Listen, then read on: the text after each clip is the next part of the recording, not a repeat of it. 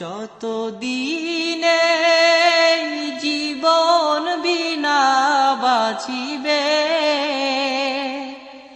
সুপথে চালাও মাফ করে দাও, সুপথে চালাও মাফ করে দাও। আল্লাহ